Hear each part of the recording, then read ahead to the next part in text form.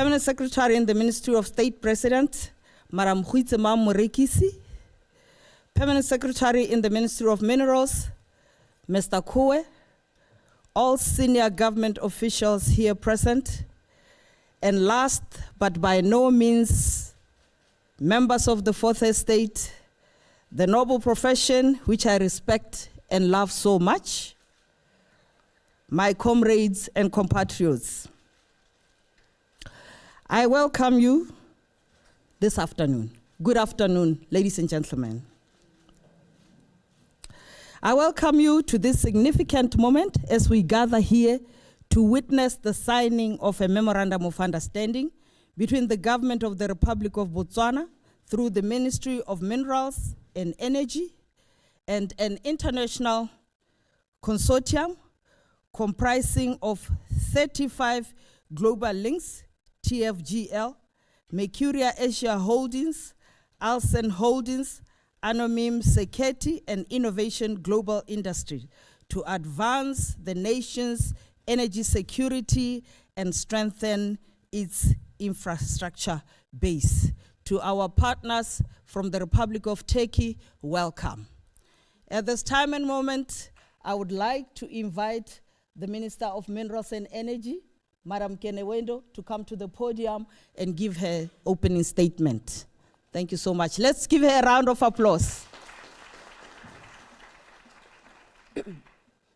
Thank you very much, Motsamai Satiro.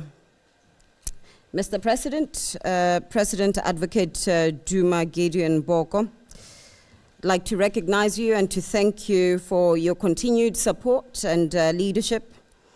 And I want to recognize my colleagues here, ministers from Foreign Affairs and State President. But I wish to also start by introducing our guests here today that will form part of our strategic partnership to advance national energy security.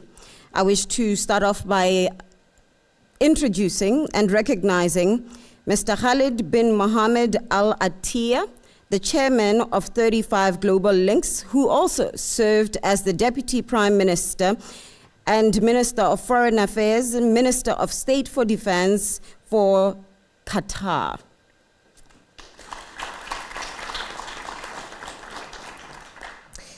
I wish to also introduce Mr. Fatih Gulson, who is the chairman of the board of Ulsan Holdings and a good Botswana friend.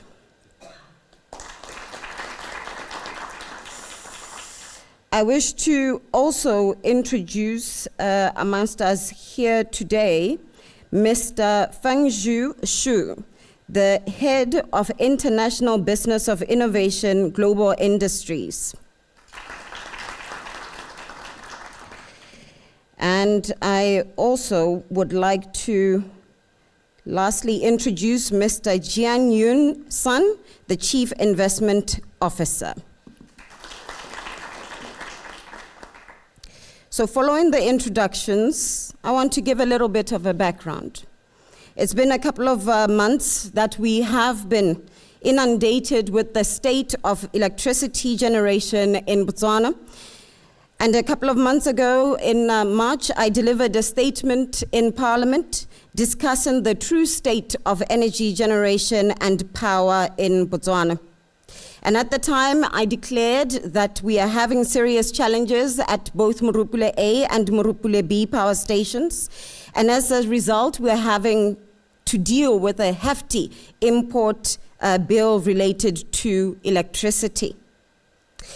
Following those couple of months, we worked on several remedial actions at Morupule A and B.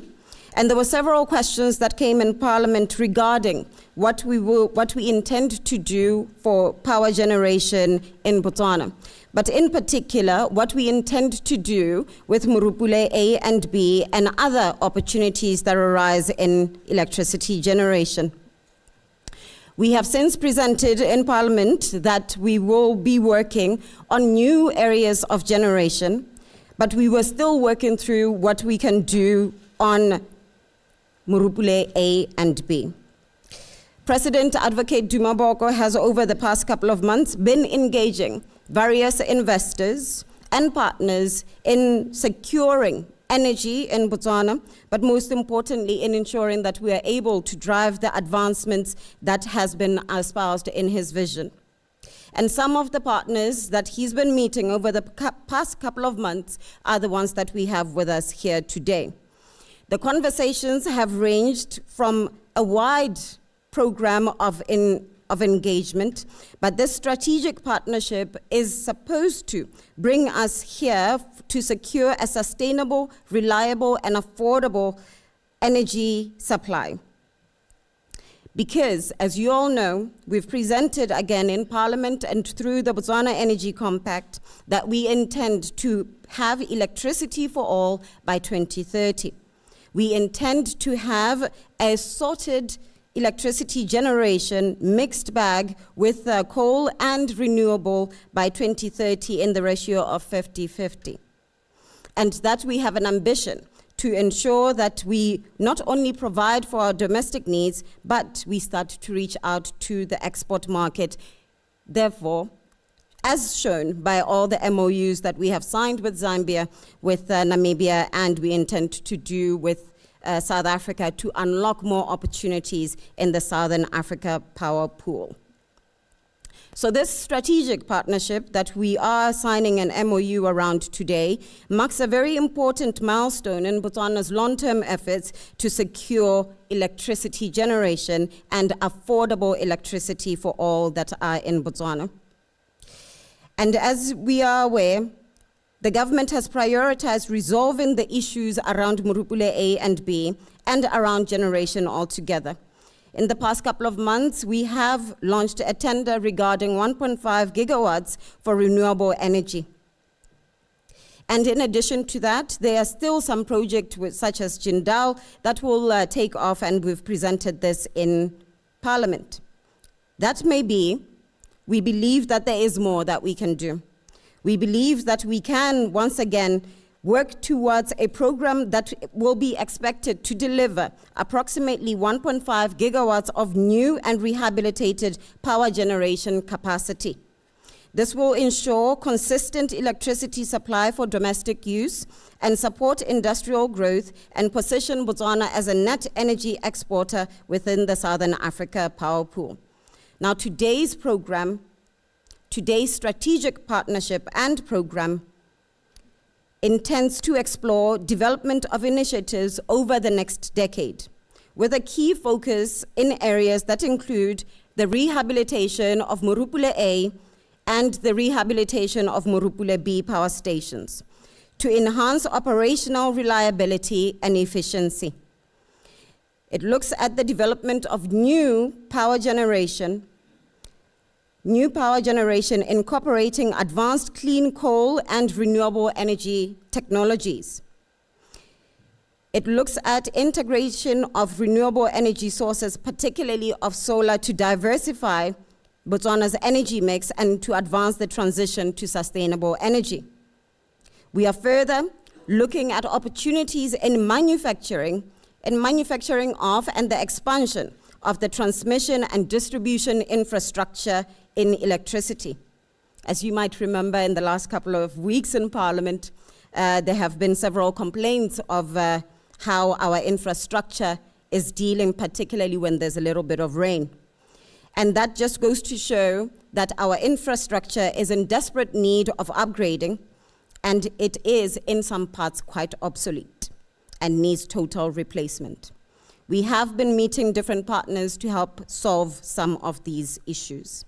And today, we are pleased that through and under the leadership of President Advocate Boko, we have this partnership, this strategic partnership, that will indeed ensure that our commitment to fostering inclusive development, ensuring that every Botswana benefits from the country's progress, and that there are jobs that are created in a sector, because as we know, energy is a main driver of industrialization. And so when we are able to reaffirm reliable, forward-looking, and determined nation and a development agenda, we certainly can be able to ensure that Botswana regains its shine, not just from diamonds, but from those in the sky. Ladies and gentlemen, I just want to conclude by highlighting that we are proud to have a partnership with companies that have a wide range of skills, that have experience in the areas that we have selected to engage in. And we will be sharing with you shortly a press statement that also details the experiences of the businesses that we will be signing this MOU with. And I look forward to the implementation and the continued partnerships with the groups that are here today. But I want to, in last, thank once again my colleagues that have been involved in this process and our partners, and look forward to a bright future together. Thank you.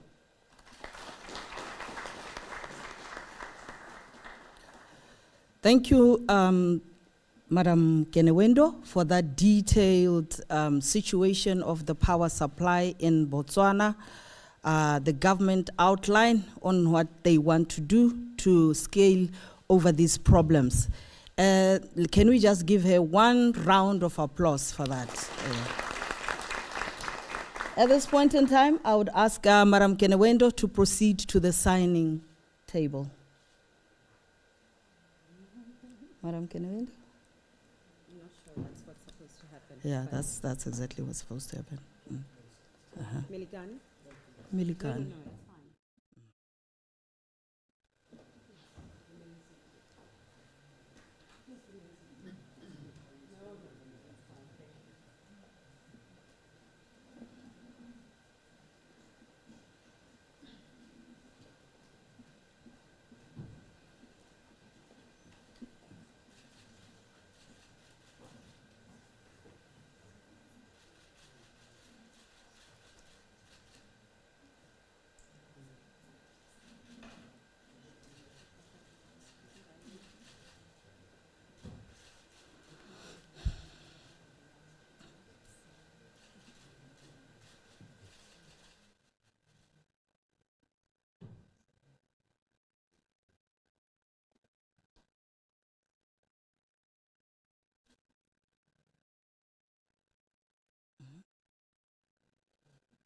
Are we done?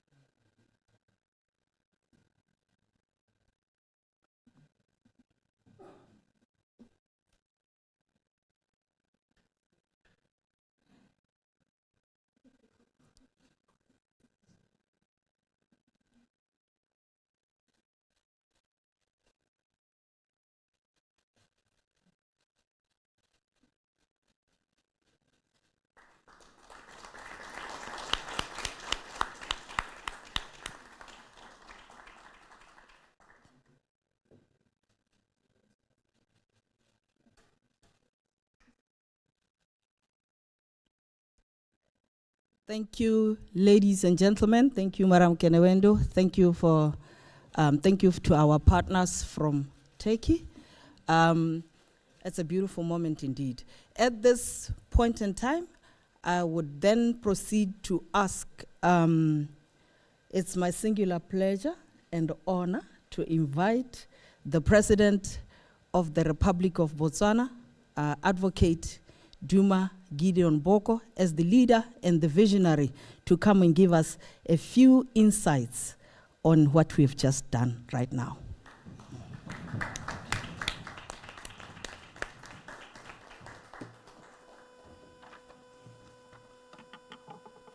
Please take your seats and accept my apologies. It's not me who demands that you stand. Apparently, that's the way things are done. I apologize. But thank you very much for being here today to witness this event. I'm going to simplify the discourse, bring it down to brass tacks and say, we are a net importer of electricity. We struggle with generation we are not generating anywhere near enough electricity for our needs. This is why we must look elsewhere to supplement what we generate. So we have a shortage. We therefore have to wrestle with this problem because it has serious financial implications for the country. This shortage forces us to look in particular at this point to South Africa and import electricity into the country. Of course, we import in certain parts from Namibia, but it's predominantly South Africa that we import from at huge costs. I think a ballpark figure would take us to about a few billions, 2 billion, 3 billion, thereabouts,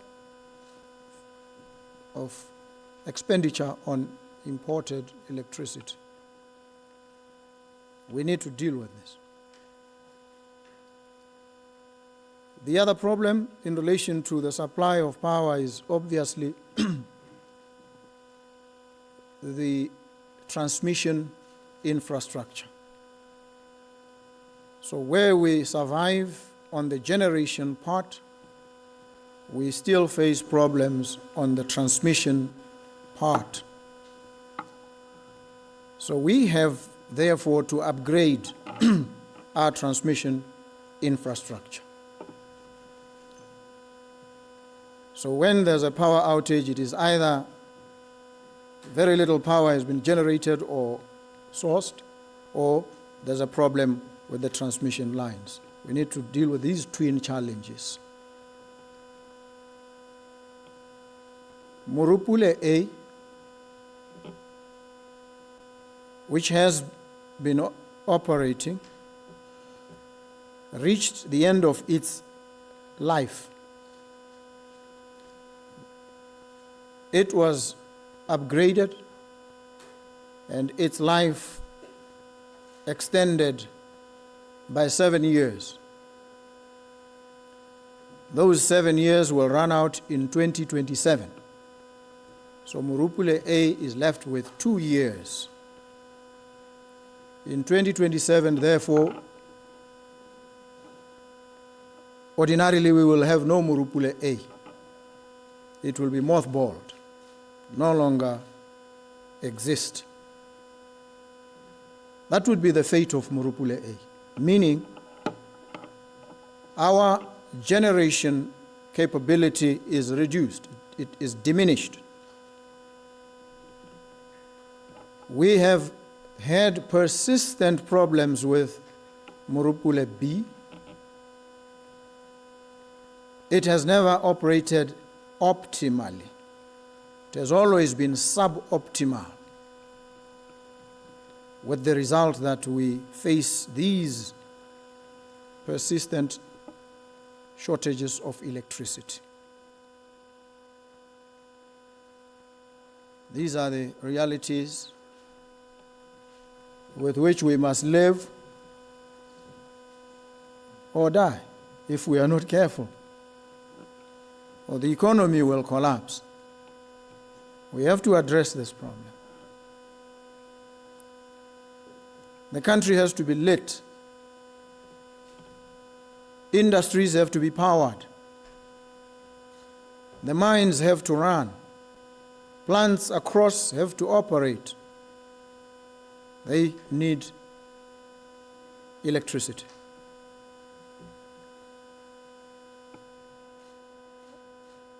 We have had to look to investors, and we sat and we profiled, we prepared a profile of the ideal investor for us. And we determined that we needed serious investors for the long haul.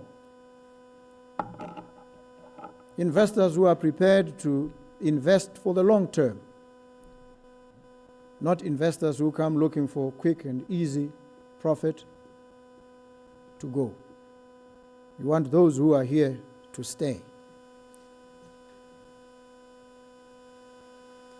And we had to rigorously assess all investors that presented themselves to us. And it is out of that rigorous process of distillation that we have these eminent investors, each one in their own right, a big player in business and in the industry. One is a $150 billion company, respected, upstanding in the world. The other is a $20 billion company, and the others reputable, solid business entities that have come together into a consortium that partners with us to address a number of problems. One, the generation problem.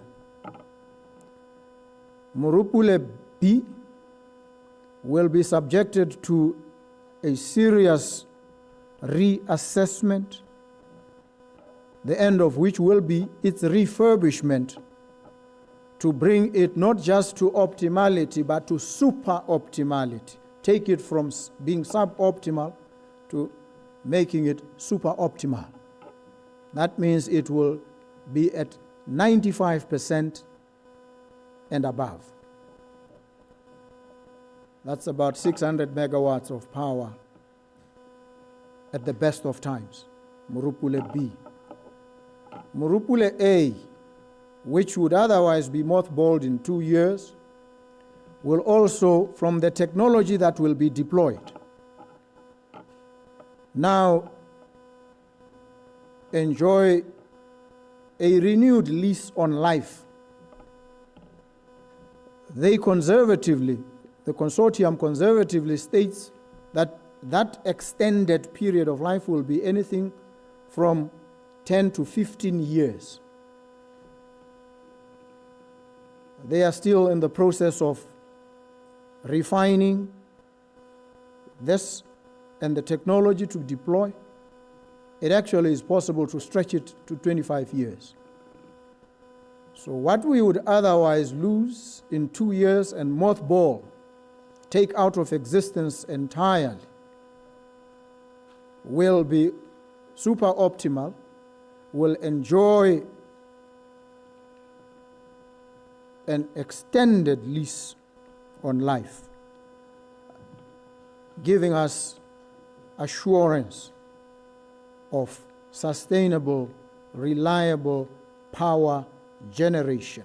This is one of the prominent features of this deal that the minister and the consortium have just signed. Morupule B, I said, would also be super optimal.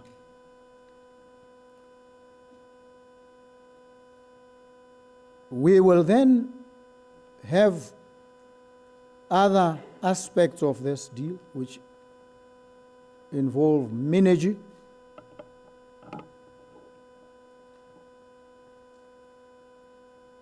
as another phase, and ultimately this partnership will carry us to the last phase, which is a coal to liquid phase, where we'll be able to generate our own fuel, diesel, and other petroleum byproducts in country. Technology will be internalized. They will deploy cutting-edge, world-class technology in Botswana. in the process of which skills will be transferred, the economy, in terms of its ability to generate power, will be stabilized and strengthened, and that should make for sustainable growth, because that will then create opportunities for other directions and avenues of development. This is what we are dealing with here today. These investors believe firmly in these projects. They believe fervently in them. Ordinarily, an investor coming in might say to us, we need a sovereign guarantee in respect of these investments we are going to put in. They have come in and said, we don't need. In fact, one of them said, if there is any need at any point for any guarantee, we are prepared to put it down. Seldom in the world will you ever encounter an investor who is so invested in a project that they are prepared to risk in that manner. This is the caliber of investors we have in front of us here today. They have staked their resources, they have staked their reputations, they are international players. And they have stepped up and said, we are partnering with Botswana. This is a monumental step of advance in our quest, not just to grow our economy, but to mobilize foreign direct investment into the country at a scale right now that will rise to $3 billion US, and in the fullness of time will reach 5.5 billion US dollars. This is real. This is concrete. It is tangible. We are dealing with investors who have already put boots on the ground. They already have begun. Their due diligence has begun in earnest,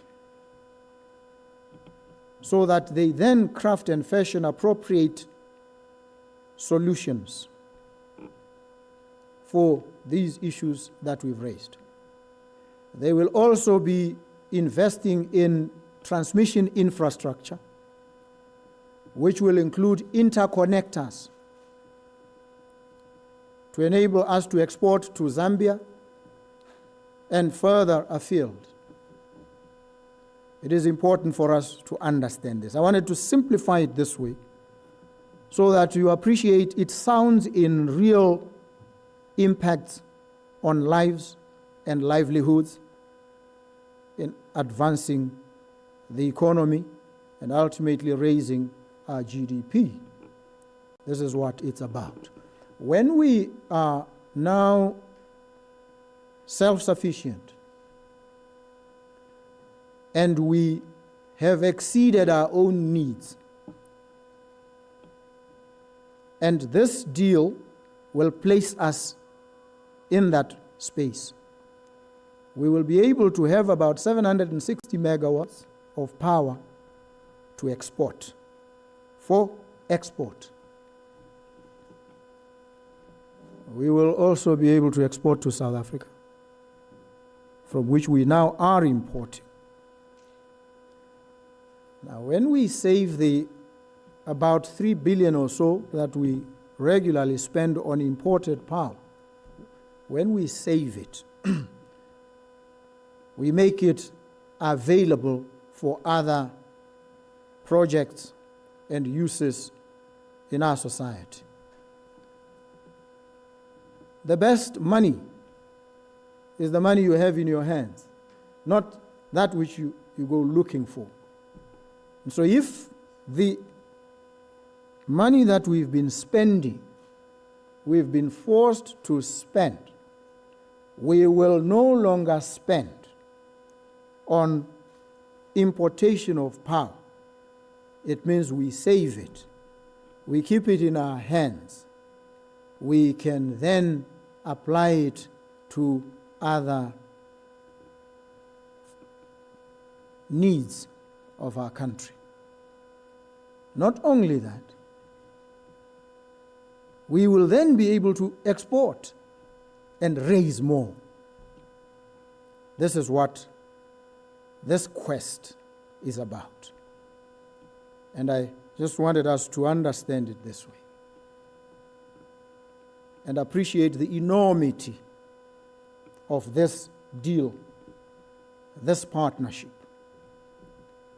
made up of folks like Ulsan, a company that doesn't just speak, it acts, it moves, it puts in resources. It already has operations in the country. And just the other day, I'm told they were driving, and they saw an open piece of land somewhere around BDC, and they saw a board that said for sale, and they made contact immediately with a view to acquiring that piece of land and setting up their offices there. So it's not just in the power space, but it's in other spaces as well. That's serious commitment from an investor or from a consortium of investors. That's what we're looking for. That is what we now have, a huge opportunity. In the ultimate instance, we want to also reduce the cost of electricity, still leave Botswana Power Corporation profitable, and obviate, which causes a lot of confusion, obviate the need for the subsidy that government has to pay towards electricity. Removal of the subsidy is not throwing the nation under the bus. When we reduce the cost of power to such an extent that BPC can still on-sell the power profitably within very reasonable bounds, it would make it unnecessary, therefore, for government to provide any subsidy. Because the subsidy arises because the cost of procurement of the power that BPC on-sells doesn't match the price at which it is sold. There's a disparity.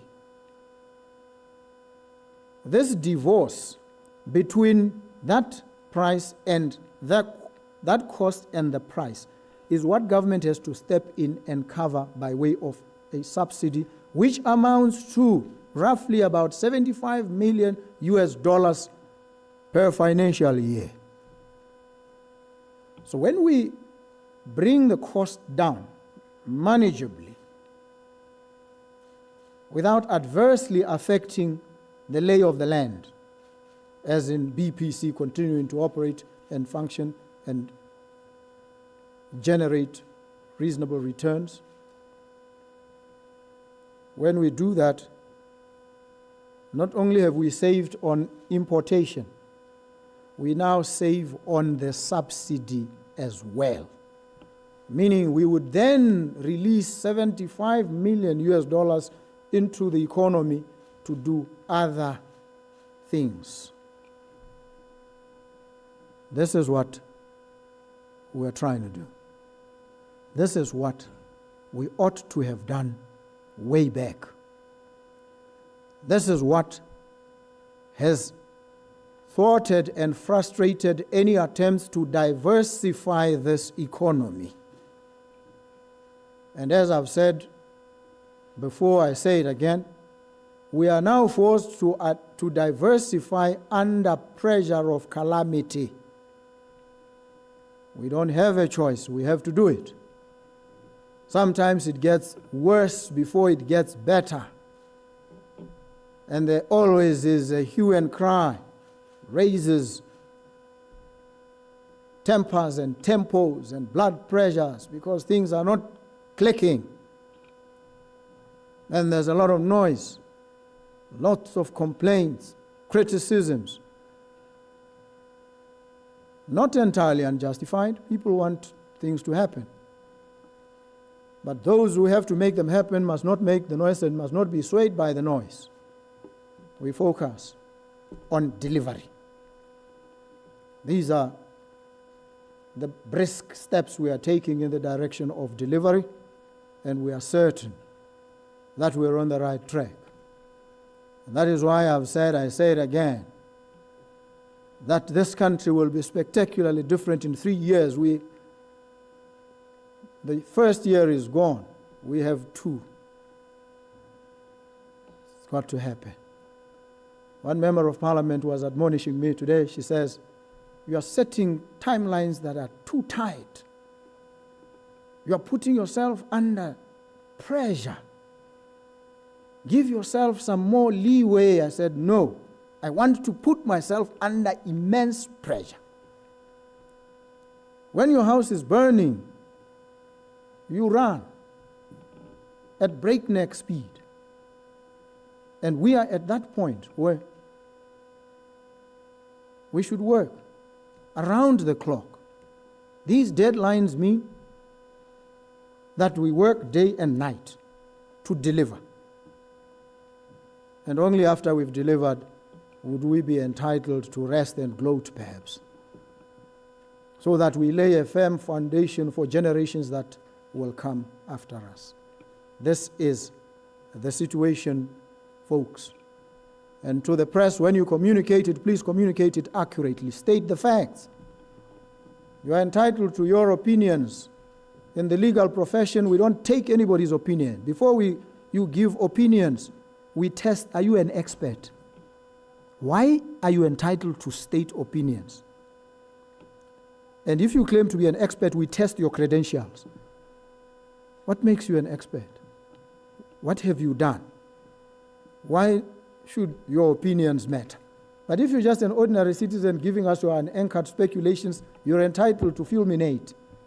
But if you want to be taken seriously and claim expertise, please lay your credentials on the table so we test them first. And if we are satisfied with your credentials, we then might listen to your opinions. That you have a keyboard and a pen or a piece of paper doesn't make you an expert. So sometimes save the opinions. Give us the facts. Let us also state our own opinions, because we have them. And we will air them, and this is a democracy. But if you are a member of the press, respect your readers enough to, when you give them opinions, let them be solid. Let them be grounded on fact and evidence. This is all we ask. Thank you very, very much. And if you do that, we will love you even more. We will protect and defend you. But if you don't, and you keep besmirching people's characters, they'll sue you. And you'll say people are now anti-democratic. No, they just are pro their reputations and their dignities and their fame sometimes. And so this is what it's about. It's not about hostility. It's about a demand for exacting standards. You must demand exacting standards of us, and allow us as well to demand exacting standards of you. So thank you very, very much, ladies and gentlemen of the press. I thought we should understand these things and understand each other in this manner. I am humbled to be part of this journey. I am humbled to be at the helm. I am lucky to be the one to shepherd this country into this spectacular level of growth. And 2 years, I said, the next 2 years will be decisive. No sleeping. Look at me. You think I've slept? You can tell. You must age every day. If you are sitting pretty, sometimes you can't even eat. You see, then you understand what it's about. You understand. People are catching hell. People are on the downside of the economy. We need to work. We need to change their circumstances. It behooves us all, yourselves included, even the press.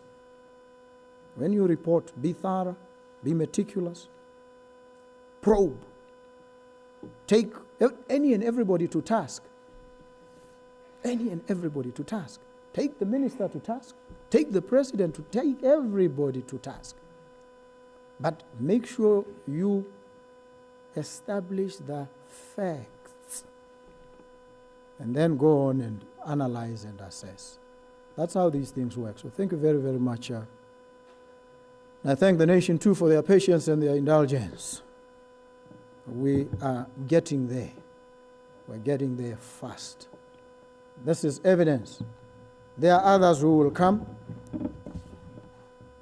There are many that are coming, each in their space, in their lane, deploying cutting-edge, world-class expertise, internalized, brought down to our country and applied here, so that jobs are created, opportunities are opened and amplified. Thank you. Thank you very, very much.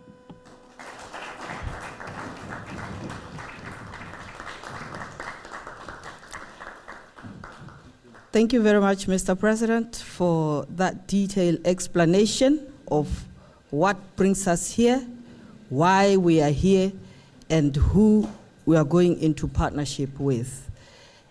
At this point in time, I would humbly ask Mr. President to take to the podium again as the members of the press ask questions. Ladies and gentlemen of the press, this is your moment to seek any clarification of what you might not have understood. You might do that by raising your hand, stating your name and your media house, and then putting forward your question. We begin now. There's a roving mic over there to help you.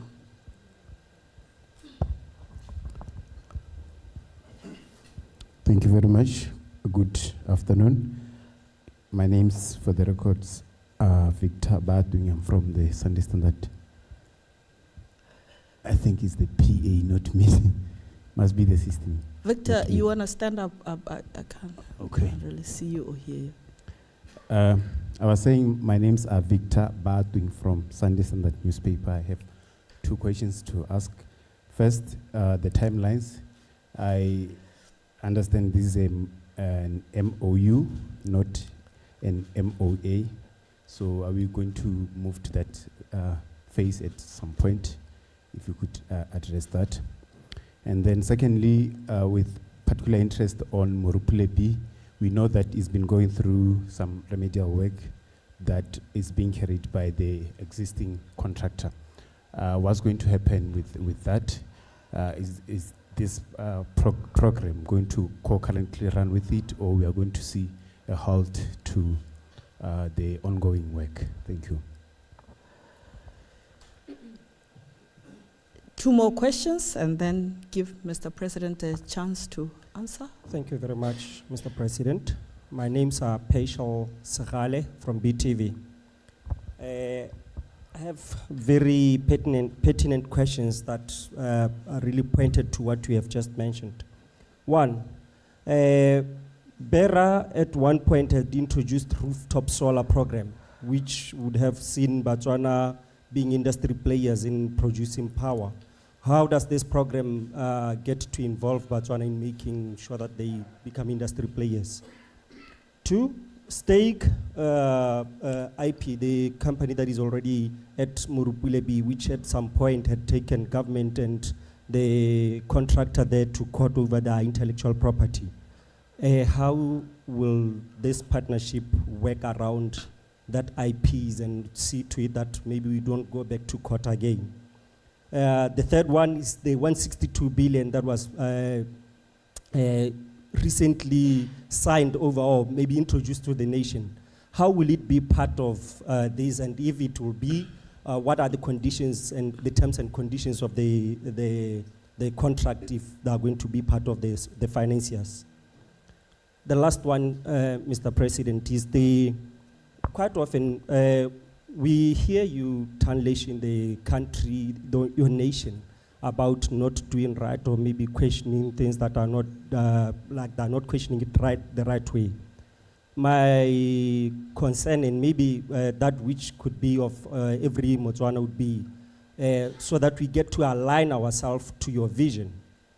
How is it that we may take the leadership to account or maybe to task and maybe get to help us align ourselves with the way we need to be driving the vision or supporting the vision, so that we don't get to continually be like Stanley addressing us as a nation. Thank you very much. Any other question? There's a gentleman down here.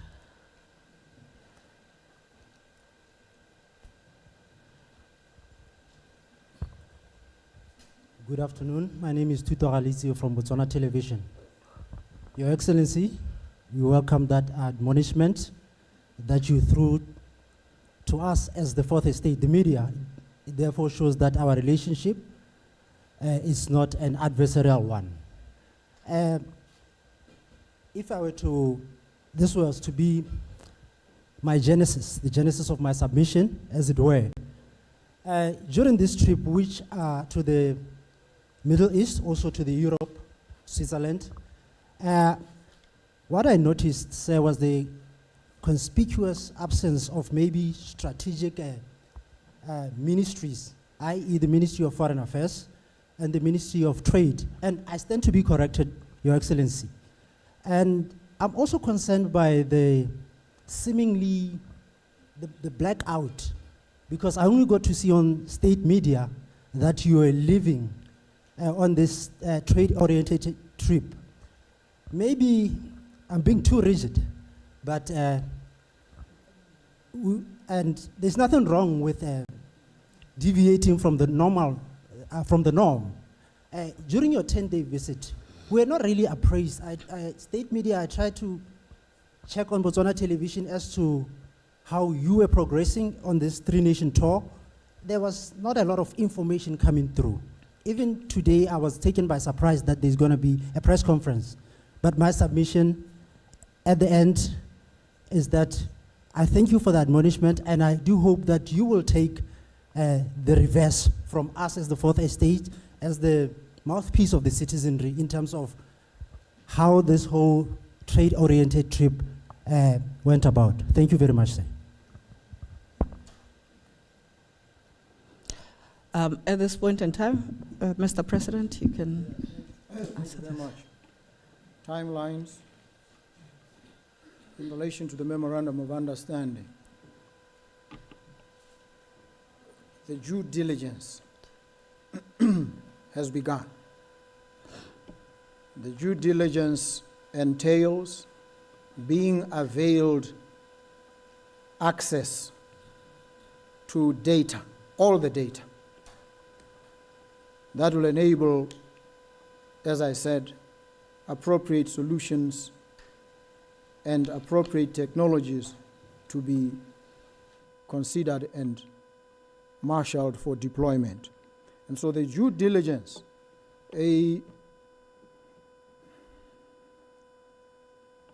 estimate said the due diligence would take 4 months. But with a qualification, which is this: the data that is required is readily available. and access has been instantly availed. With the amount of data that is available, it should therefore be within the pale of reason to expect that the due diligence phase will take much shorter.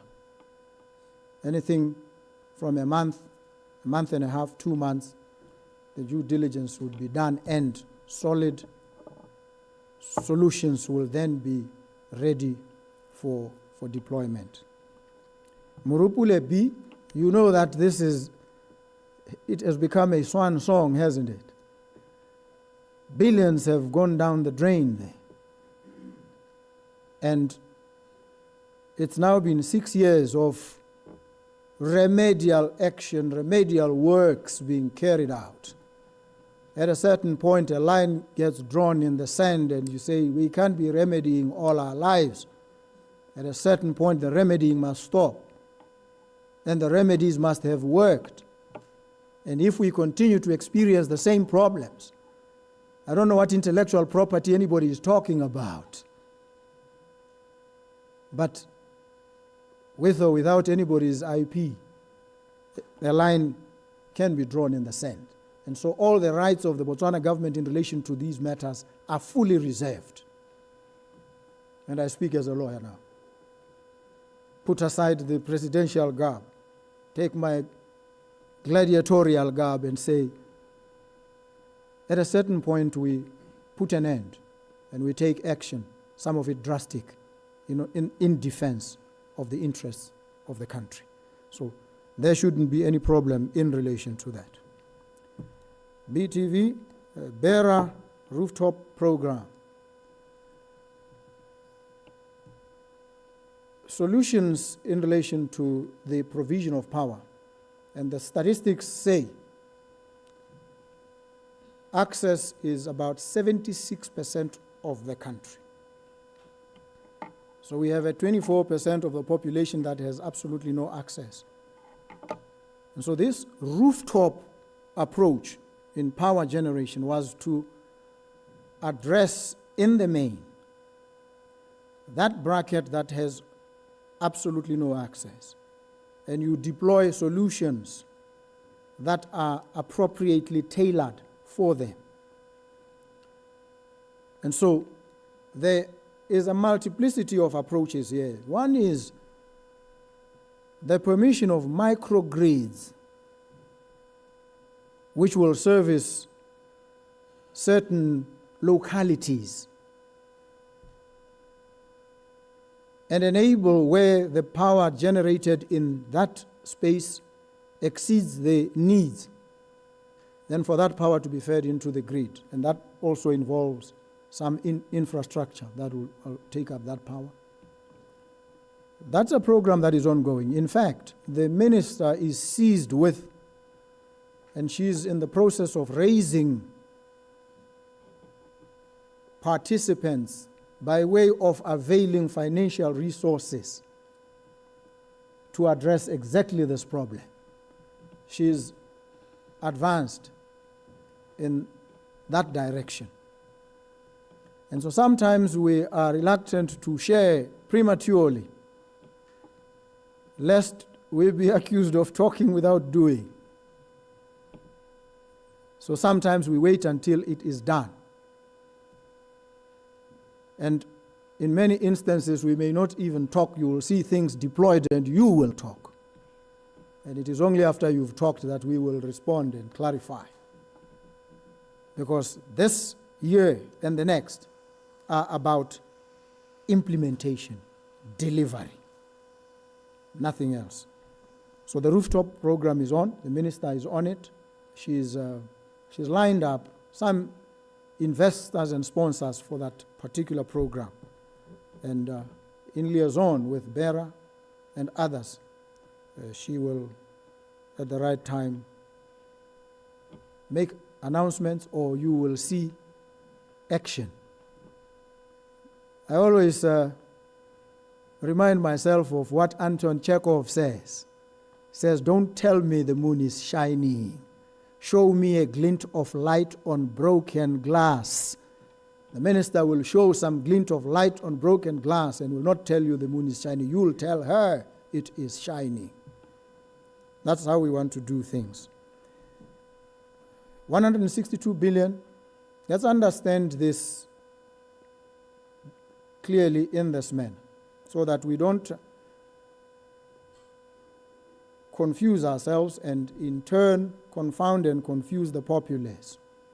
When an investor comes and says, I have 12 billion US dollars to invest in your country, are you interested? You have a judgment call to make at that point. Do you express interest or do you say no? You express, you check, you do your preliminary assessment and you say, these are credible. Yes, let's sign so that we start talks now to concretize where your investments will be deployed in a commercially viable way. They are not coming here to donate 12 billion. Business people don't do that. No investor will come here and they are not running charities. They invest. So when they say we have 12 billion to deploy, you must curate projects into which you direct them and channel the investment there. And that is also preceded by due diligence, feasibilities, and all the processes that have to follow. So what this says is we have an opportunity to harness foreign direct investment to the tune of 12 billion US dollars.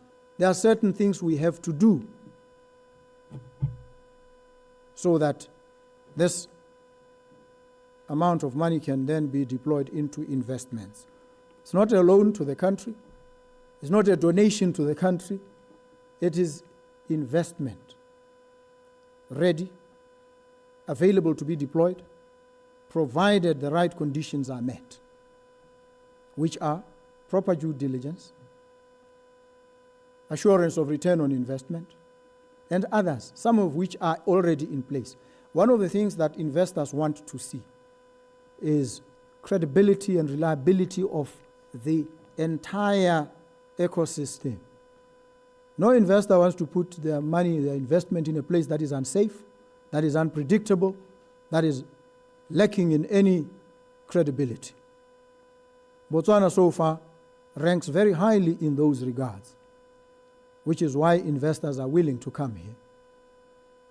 We need now to do the next, which is when they do come, let's not waste their time and hours and keep them waiting, tossing them from this place and that place. And that is why the Botswana Economic Transformation Program seeks to enable an investor to come in today and indicate what project they want to invest in. And at the best, when it is operating fully and optimally, the BETP will then summon everybody who is required and is implicated in relation to this project to one place, so that when they finish there, they have a decision either favorable or unfavorable. And if it is favorable, then the investor can start the next day. This is what Egypt is doing, by the way. On the African continent, the highest inflows of foreign direct investment go to Egypt. Why? Because Egypt doesn't waste time. You come in as an investor, they assess you on the trot, you are credible, you are solid. 3 days you are on the roll, you are rolling. That's why the investors are interested. They can't park their money and wait for you to go to land board and go to this place and go to deeds registry. Investors don't work like that. They'll take their money elsewhere because you have demonstrated lack of seriousness. So in relation to the 162 billion, this is the situation. The trips, here's what I have realized, if I may be candid with you. I've seen and I've challenged public officers, advised them gently. Sometimes I suspect they were dealing with very difficult people in the past, because public officers will write you a very elaborate report, summarize everything brilliantly, give it to you, and then they'll come to you and brief you on the same document that they have given to you. And I always ask them, why are you here? And they say, to brief you. I said, brief me on what? On this? I said, no. I tell them, no, I've read. Whatever you tell me must not be what you've put down here. I have read and I've understood. If I have questions, I will ask. If I don't ask, I will go and research myself. You don't need to come and brief me. You've briefed me already by writing. I read. That's why I don't sleep. I read these documents, mountains of them. I read them. I read them thoroughly and I understand them. So that whoever comes to me, don't care who you are a seasoned economist, you're a financial, whatever you are, my wits about me. I'm not daft. I will understand. I have understood from the document. If I have queries, I'll ask. So, when I travel, I trim down the team. I don't want to take the minister, take her away from her core responsibilities, balloon the size of the delegation unnecessarily. Why? Because when I walk around, somebody must be holding my files and my briefcase and must always be whispering to me because I haven't read and I don't understand. I'm not like that. I advise myself because I've read the documents and I can engage meaningfully with whoever. So I don't need a whole delegation. I can go alone, actually, by the way. I'm enough. By myself. Otherwise, I would not be a worthy representative of the bar of Botswana. As an advocate of this, when a foreign jurisdiction wants a legal opinion on any aspect of the law in Botswana, the law itself says you seek the opinion of an advocate in that jurisdiction. If I can render those opinions to foreign countries, I cannot go alone and engage. That would be a terrible vote of no confidence on not just myself, but the legal profession that raised me. So when I travel, I look at the size of, and they know I cut it down. I need myself. I need somebody who will tell me, these are the meetings, this is the place where the meeting is. Ordinarily, I would do that myself, but they insist you must have somebody chaperoning you. Can't run away from some of these. But other than that, the Minister of International Relations has a lot on his plate. There are crises all over the place.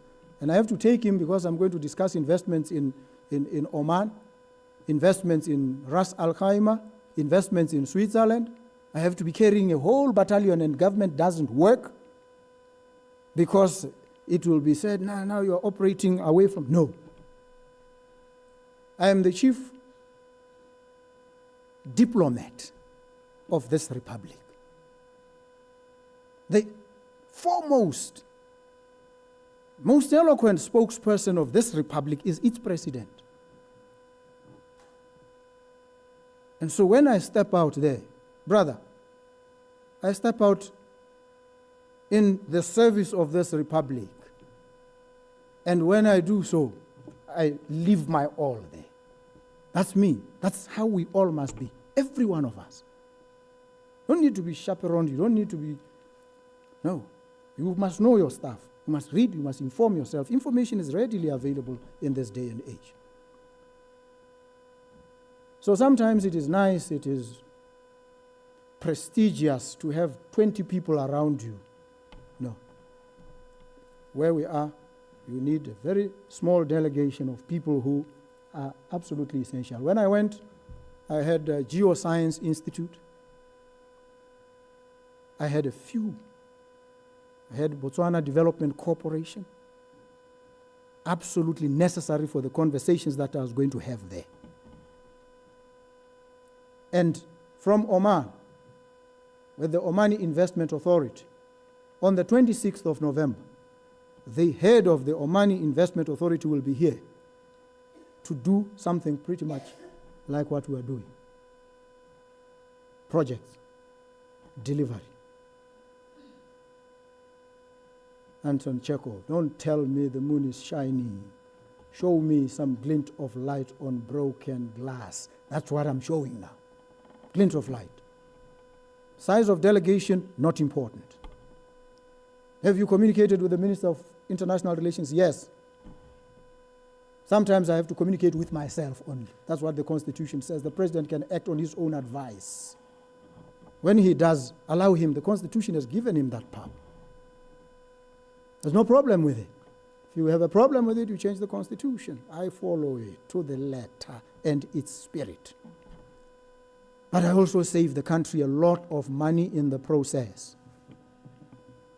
That's how we do these things. And so, trade, for, international relations, where they are required, you will see them.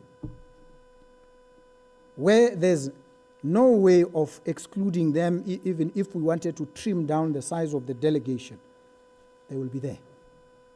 But where we can do without many of these, we will, and save the country some money. And then the issue of engaging with the media. You see, I have a weakness, really, let me confess to you. And I think it's a normal weakness for every human being. You need to behave to be taken seriously in a manner that shows you yourself take yourself seriously. You see, if all that you are writing is negativity, it is uninformed, it is speculative fabrications, divorced, destitute of even the slightest ounce of truth, then you make it very difficult for anybody to take you seriously, much less myself.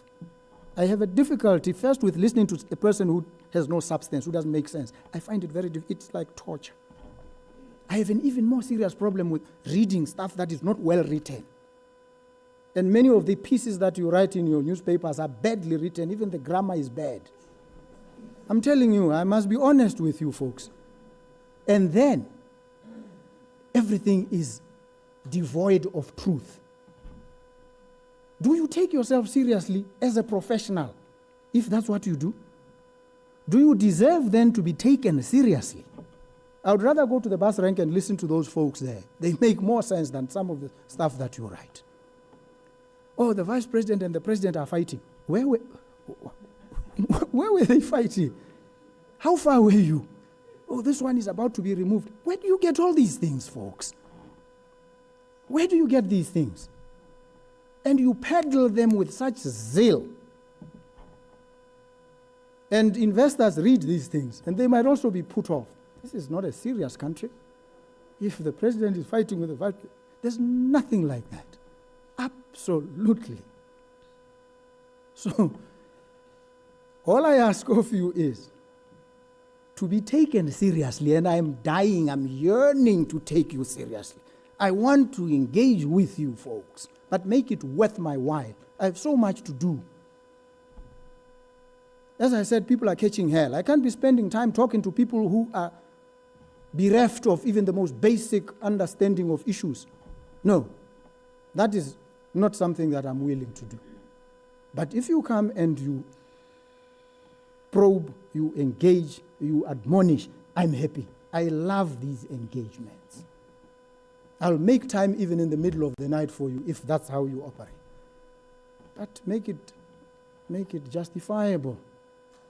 That's all I ask, and I'm sure that's all everybody asks.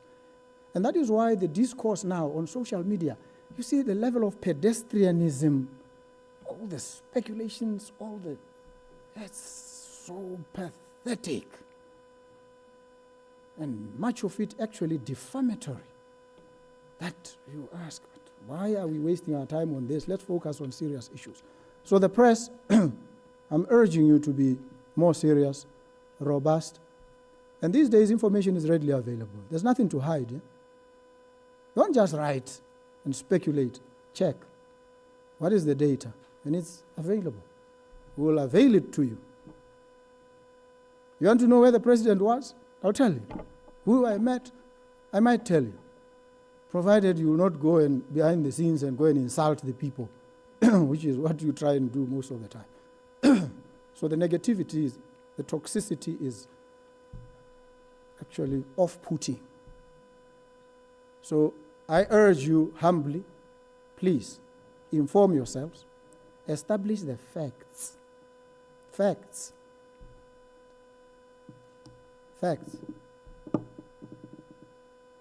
Understand the space that you are writing about, and then write. That's it. So, the press is free. Sometimes we keep things from you because you might just tell the wrong people and sabotage the efforts. We are competing with others in this space of investment. Sometimes we go stealthily, cut a deal, announce it publicly so that we commit those we've cut it with, and others can see. And you know what that does actually? I've realized others come running. Say, oh, okay, the Qataris are coming, the Omanis are here. This massive consortium, there must be something in that country. It helps. Who are the beneficiaries? The country. This is what it's about. And that's how these things work, Bagarun. So thank you very, very much for the engagement. And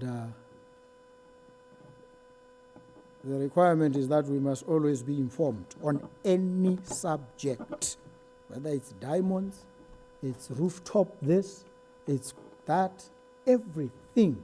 We must always be fully informed around the clock. That applies to you too, not just to me. So when I spend sleepless nights informing myself, I expect you to do the same, so that when we engage, we are almost on the same wavelength.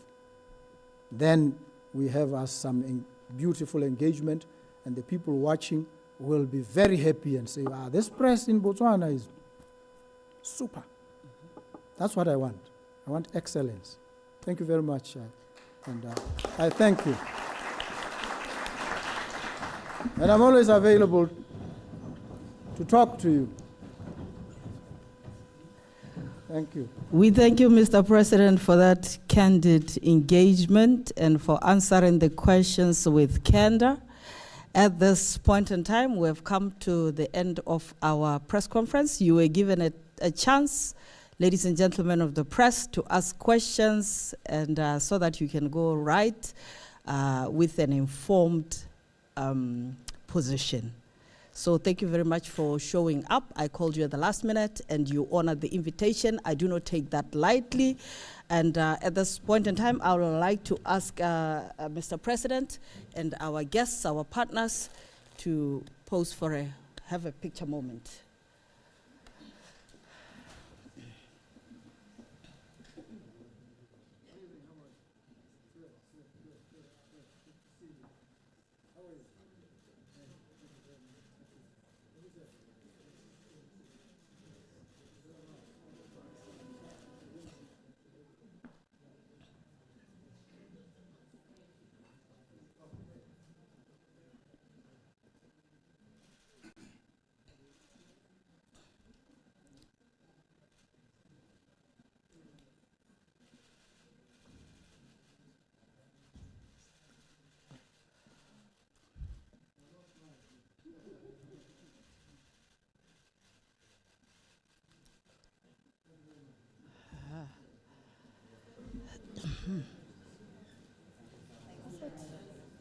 Done. Over to you, madam.